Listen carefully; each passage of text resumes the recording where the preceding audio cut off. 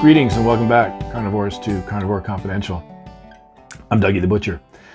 Controversy. Boy, it sure sells newspapers.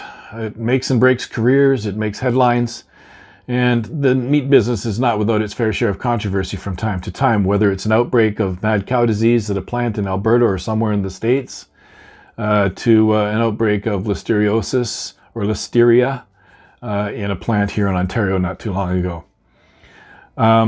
What I want to talk to you about today is very controversial. A lot of people feel very strongly about it. Basically, what it is it's the acronym. It's LFTB, which is an acronym for lean, fine-textured beef. It was given a very, very unflattering nickname by a celebrity chef years ago by the name of Jamie Oliver. He called it pink slime. But what is it exactly?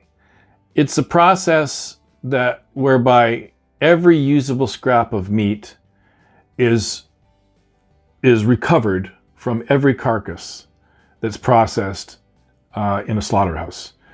Now, what happens is, after all the meat and bones have been scraped down, what happens with the remaining carcass is it goes into basically a centrifuge.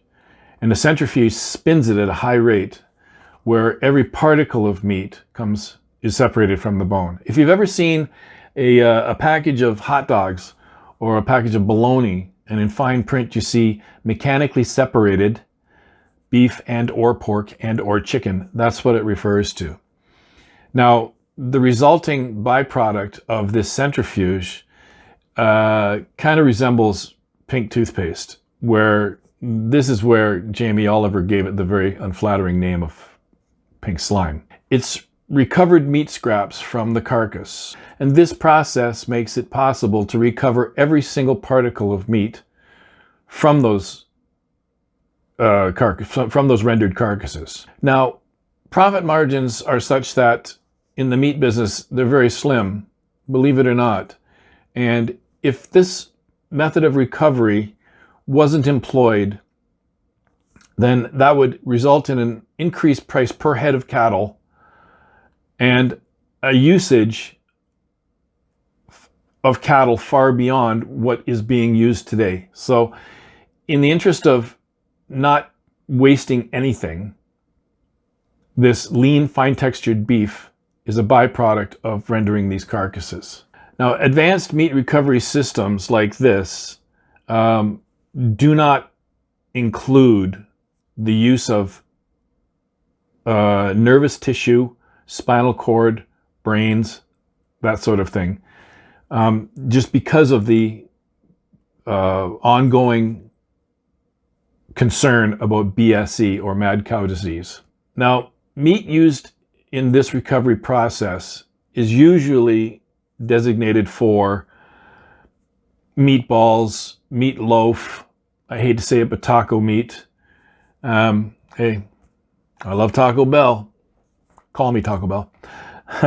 And as of this recording, no labeling is required because it's been approved for human consumption by the CFIA, which is the Canadian Food Inspection Agency, and the USDA, which is the United States Department of Agriculture.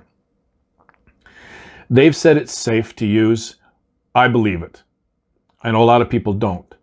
Now, where Jamie Oliver comes in, and I think he pushed it a little bit too far, was that he made a video where he was dealing with safe meals for children at school for lunches, and he paraded a steer into a meat lab or a schoolroom, I'm not sure which it was, that had been spray painted on its outside the carcass markings of every single cut on the carcass, whether it's, the chuck and the flank and the so on and so forth. And where Jamie Oliver, I believe, went a little bit too far was that he really dramatized the process of extruding lean, fine-textured beef from a carcass. What he did was he had a washing machine and he dumped a bunch of bones in it, and then he threw in some ammonia, and he said, this is how pink slime is made. He's partially correct. The centrifuge washing machine is not correct, but the centrifuge is a huge machine that spins at a high rate to extract the meat particles from the carcass, from the remaining of the carcass.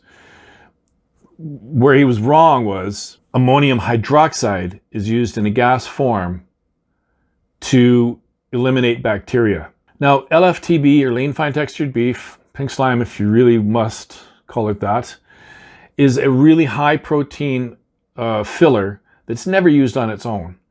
Now, I know that some people are concerned that this is nothing more than dog food, but I would argue that pet food has a higher standard today than it ever has, and the use of this lean fine textured beef in making pet food is totally understandable.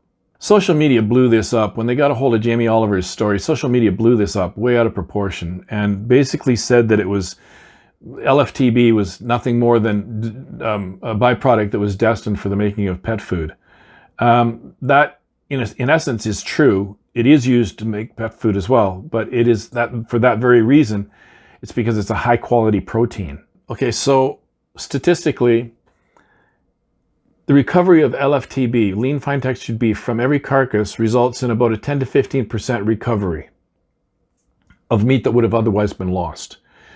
If this meat is not used, or if this process is excluded, that would mean 1.5 million more cattle would have to be sacrificed in order to make up for that shortfall.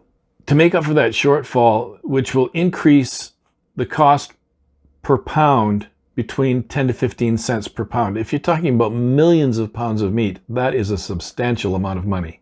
Listen, folks, we've got other things to worry about other than celebrity chefs trying to scare kids and parents into thinking that LFTB is not good for them. I have eaten my fair share of hot dogs, and I will continue to do so. Hot dogs are not made from floor scrapings. It's all good meat and fat. And every time I go to the ball game, I look forward to having a chowing down on a hot dog. That's it for today, folks. Everything in moderation. I for one, have eaten my fair share of hot dogs, and I know you have too.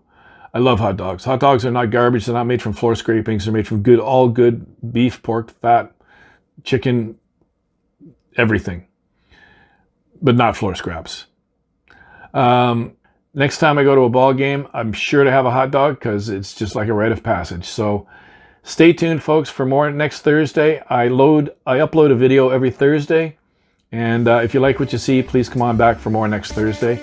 In the meantime, go and get yourself a hot dog and stay hungry, you guys.